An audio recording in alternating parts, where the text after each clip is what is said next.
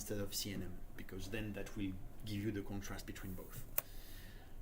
Okay, how do we create networks? Oh, that's extremely complicated. There's the Docker network create command.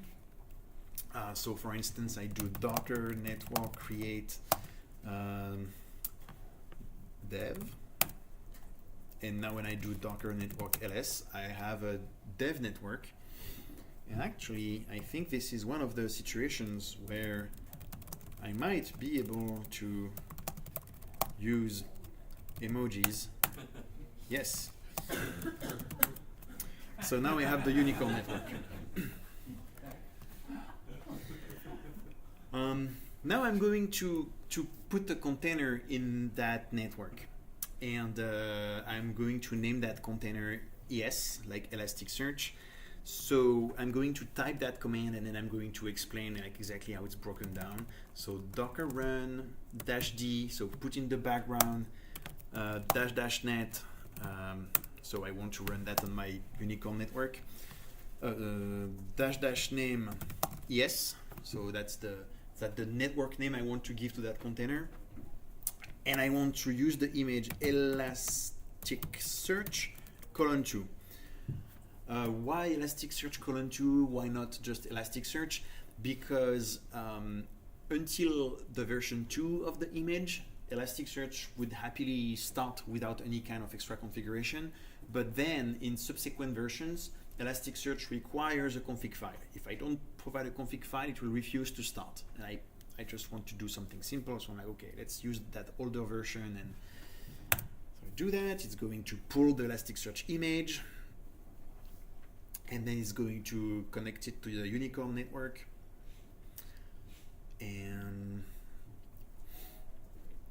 if you wonder why I did not use emoji for the container name, that's because I don't think it would have worked, and that would have put us in interesting situations when it comes to DNS resolution anyway. So it can be fancy, but let's be not too fancy anyway.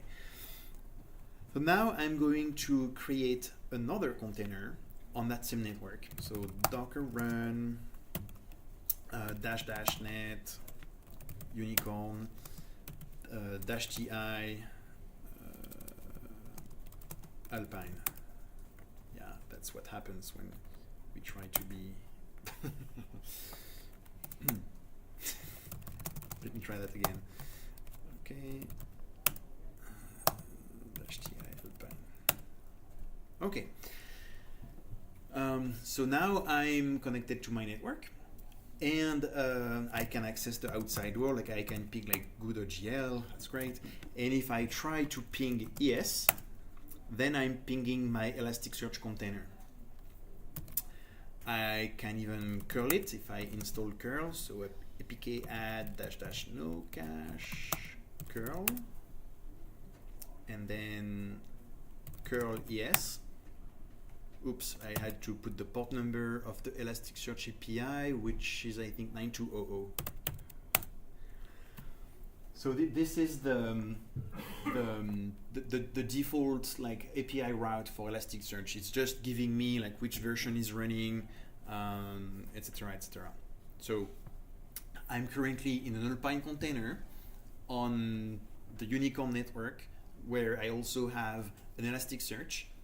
And the name of my Elasticsearch is ES. So when I resolve ES, I get the IP address of my Elasticsearch container.